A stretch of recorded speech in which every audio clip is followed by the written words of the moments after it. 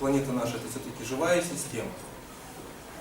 И в подтверждении этому российский ученый Горшков вывел такую теорию биотической регуляции, которая говорит, что только естественные экосистемы могут создавать условия для жизни, то есть те условия, в которых мы с вами живем. И вот как бы постулат, на этом сайте вы можете ознакомиться, посмотреть, то есть кому интересно. Здесь все научные выкладки, все научные разработки, то есть что это такое.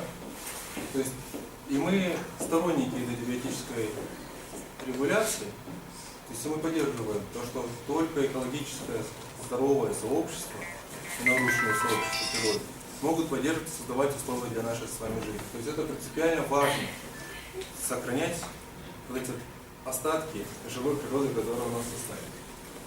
Давайте посмотрим товары и услуги, которые предоставляют нам экосистему. То есть это стабилизация и регулирование климата, восстановление плодородных почв, это вода, то есть и много-много других, скажем так, товаров, которые мы получаем из природы. Кроме них нам этого никто не даст. Зона разрушения и восстановления естественных экосистем, давайте посмотрим здесь. То есть на этой карте видно вот светло-зеленым цветом помечены те территории, где были леса тогда, до индустриальный период. Это буквально 150-200 лет назад. То есть не так давно. Вот темно-зеленым это те леса, которые у нас остались. Как мы с вами знаем, то есть нас еще со времен школы учили, да, что леса это легкие природы. Соответственно, уменьшение лесов приводит к увеличению кислого газа. И никакие, собственно говоря, киотские протоколы нам здесь не помогут. Нам нужно восстанавливать леса для того, чтобы уменьшать количество кислого газа в атмосфере. Мы сегодня говорили несколько раз и про Рио-де-Жанейро, да, в 1992 году, что были приняты основополагающие экологические такие концепции. Одна из них — концепция устойчивого развития, в котором говорится, что это такое развитие, которое удовлетворяет потребности нынешнего поколения и не ставит под угрозу выполнять, то есть, свои потребности у будущих поколений. Несколько принципов вот этой концепции устойчивого развития, которое как было применено к экономике и внедряется сейчас в окружающем мире, это пересмотри, откажись, отремонтируй, уменьши, используй повторно, переработай. Вот эти 6 основных принципов, которые сейчас используются, стараются внедрять в новую экономику. То есть одним из таких ярких примеров, например, да, то, что производители там, холодильников, там, телевизоров, они не продают готовый продукт, они продают услугу, которую дает этот продукт. То есть заключают контракт с покупателем на определенное количество времени, то есть потому что мы холодильник берем только из-за холода, а не из-за его как бы, там, железа там, и так далее. И тем самым себе производитель обеспечивает и, во-первых, ресурсы, он у него постоянно есть, то есть пользователь ему возвращает обратно этот холодильник, он его перерабатывает и обратно продает. То есть достаточно удобная схема. Вот наш взгляд на модель устойчивого развития. То есть мы не согласны с пересечениями всевозможных разных сфер, только вот здесь вот можно посмотреть, вот здесь экология, да, она стоит как внизу, как основа пирамиды. И, соответственно, все остальные вот то, в чем мы живем, базируются на экологии, то есть на природных ресурсах. И наша задача их сохранять. Если мы это все дело потеряем, то вся наша пирамидка с удовольствием быстренько рухнет. Возвращаемся к зеленой экономике. По определению ЮНЕСКО, это экономика, которая повышает благосостояние людей, обеспечивает социальную справедливость, при этом существенно снижает риски для окружающей среды ее объединения. То есть в этом смысле зеленая экономика, она как бы является инструментом достижения того самого устойчивого развития, про который было направлено еще там в 1992 году, и сейчас пытаются найти разные варианты пути туда дойти. небольшая иллюстрация, как можно перейти к некоторой модели устойчивости, к устойчивому развитию, к зеленой экономике.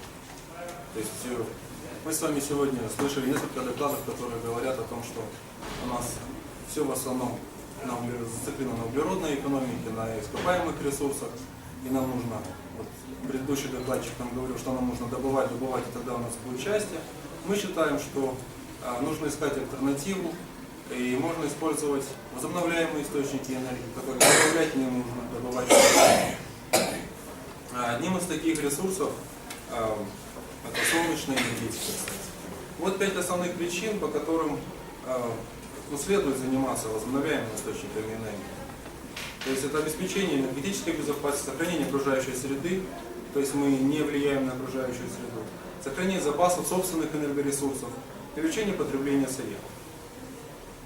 Какие источники энергии вообще бывают? Здесь это просто схема, я думаю, что здесь достаточно грамотной аудитории, я здесь останавливаться не буду. Посмотрим, здесь производство, например, производство электроэнергии.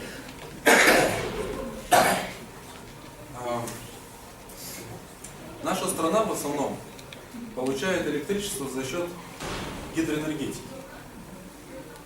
То есть вот здесь показано 92%. Соседние наши таджики тоже получают за счет воды. Но сегодня уже тоже были доклады по поводу того, что меняется температура, повышение углекислого газа.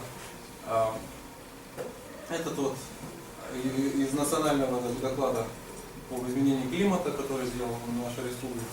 Здесь мы видим тренд увеличения температур, что, собственно говоря, может отразиться на наших ледниках, откуда мы получаем воду. Соответственно, наша гидроэнергетика, она может быть, будет не всегда. Скорее всего, дальше пойдет спад на энергетику. Соответственно, нам на перспективу, на будущее, нужно искать некоторую другую форму получения энергии. А водичку беречь для питья, для орошения. Итак, солнечная энергетика. Хотелось бы остановиться именно на этом моменте побольше, поскольку это один из самых мощнейших вообще факторов, которые у нас на нашу планету приходят.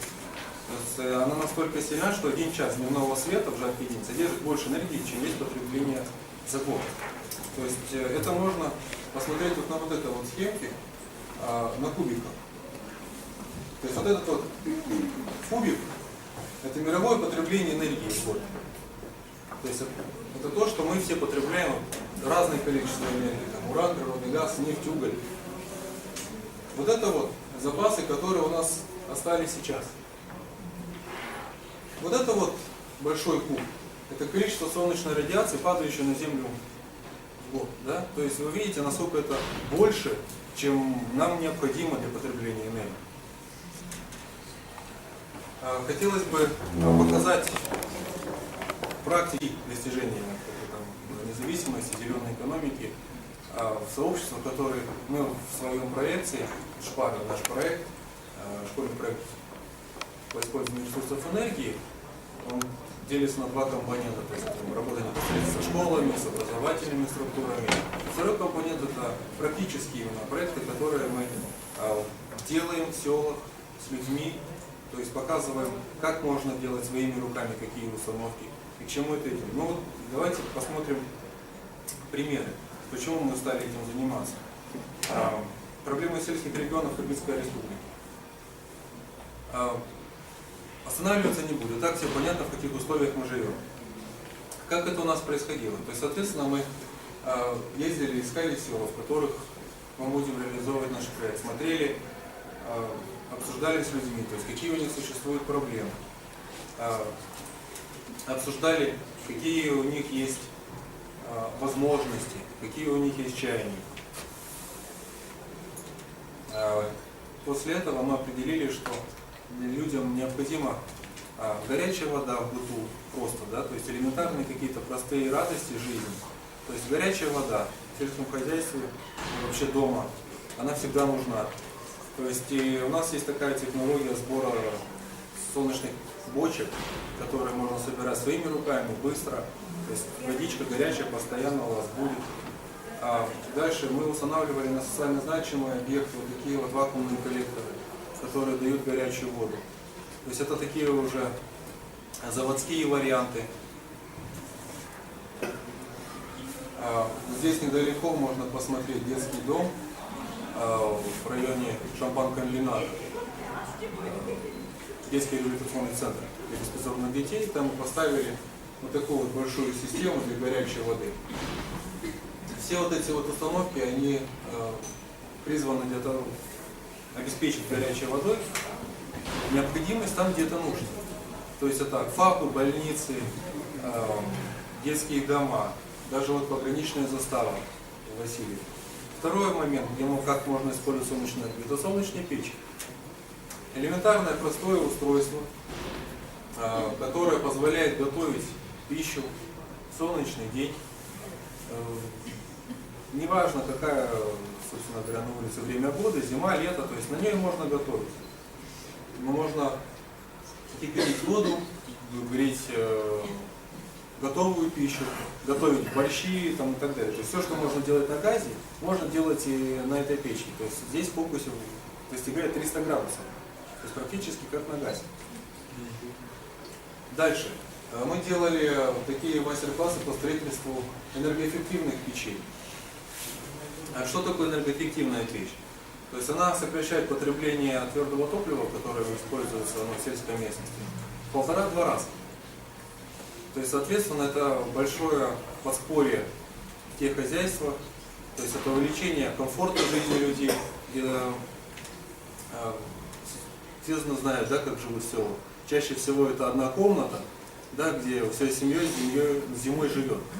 А строительство таких печей позволяет увеличить комфорт, то есть можно жить уже в 3-4 комнатах, то есть и потреблять 1,5-2 раза меньше топлива.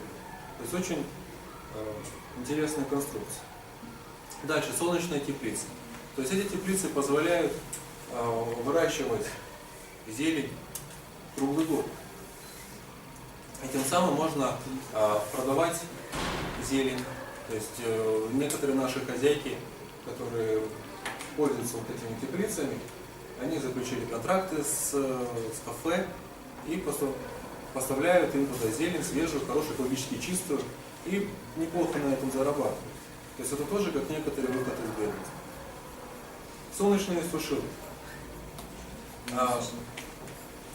Тоже простое устройство для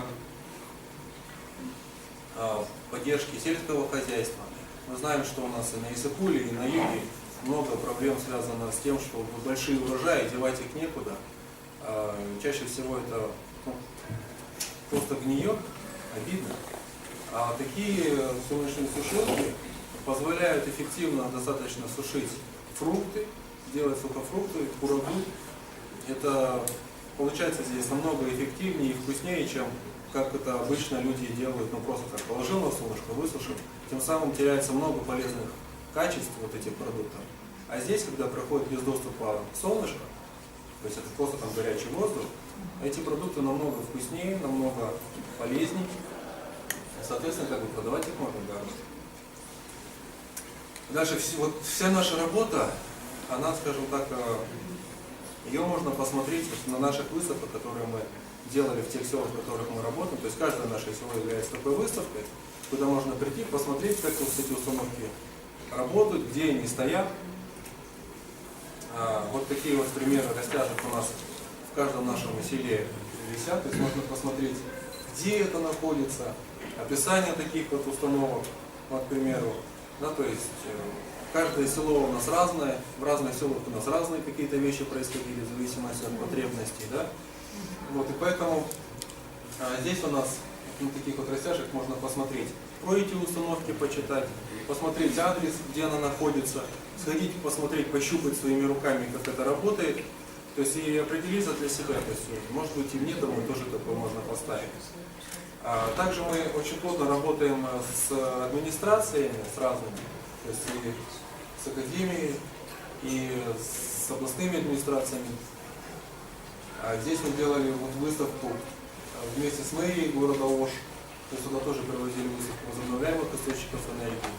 Здесь мы проводили в Бишкеке большую выставку по вот, вместе с Министерством энергетики. Также вот наша деятельность, она постоянно поддерживается визуальными материалами, которые можно прочитать, посмотреть. Все это мы делаем для чего? То есть посмотрите на эту картинку внимательно. Видите здесь какую-нибудь аномалию? Что здесь бросается в глаза? А? Будет поток, да.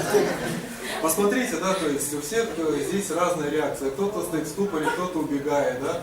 Кто-то в панике, вот уже он падает, умер практически. Вот человечек, ради которого мы работаем. То есть это вот мы с вами. То есть на самом деле, да, то есть мы живем в очень изменяющемся мире. То есть наша планета, в которой мы с вами живем, на самом деле находится в очень хрупком состоянии. Вот это вот экосистемы, которые поддерживают нашу с вами жизнь, они достаточно хрупкие. И своим действием, которое мы делаем, добываем золото, разрушаем природу, срубаем леса, мы тем самым расшатываем потенциал природы. Наша задача с вами помогать ей, чтобы мы могли жить, чтобы наши дети могли жить. И вот такие вот товарищи в касках и в спасательных костюмах, это те товарищи, которые готовы к будущим изменениям. То есть поскольку мир находится сейчас в стадии изменения климата, что будет дальше пока непонятно. Единственное, что мы с вами можем сделать, только подготовиться к этим изменениям. Спасибо за внимание.